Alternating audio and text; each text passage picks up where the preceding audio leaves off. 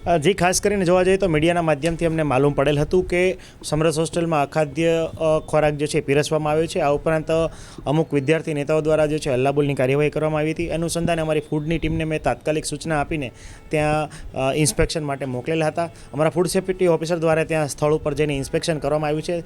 ત્યાં વેરિયસ આસ્પેક્ટમાં એટલે કે ફૂડ બિઝનેસ ઓપરેટર માટે લાયસન્સ હતું કે કેમ એના માટે ચકાસણી કરતાં એમને લાયસન્સ માટે ઓલરેડી નવા કોન્ટ્રાક્ટરો એપ્લાય કરેલું હતું।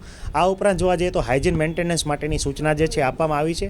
આ ઉપરાંત સ્ટોરેજની ચકાસણી પણ કરવામાં આવી છે। સ્ટોરેજ જે છે ધારાધોરણ મુજબ હતો। આ ઉપરાંત ઘણી વખત જે ફ્રોઝન આઇટમ હતી અને જે ગ્રેવીવાળી આઇટમ હતી એ ફ્રોઝન એટલે કે ફ્રીજની અંદર સાચવવામાં આવતી હતી, એને માટે પણ તાત્કાલિક જે છે ડિસ્કાર્ડ કરવાની સૂચના આપવામાં આવી છે। આ ઉપરાંત જે છે ભવિષ્યમાં ખાસ કરીને એમના હાઇજીન મેન્ટેનન્સ એટલે કે ફૂડ બિઝનેસ ઓપરેશન જે સ્થળે ચાલુ છે એટલે કે ફૂડ મેકિંગ, પ્રિપરેશન અને સ્ટોરેજ આ તમામ બાબતોમાં સ્વચ્છતા અને હાઇજીન મેન્ટેન કરવા માટેની સૂચનાઓ જે છે તાકીદ આપવામાં આવી છે।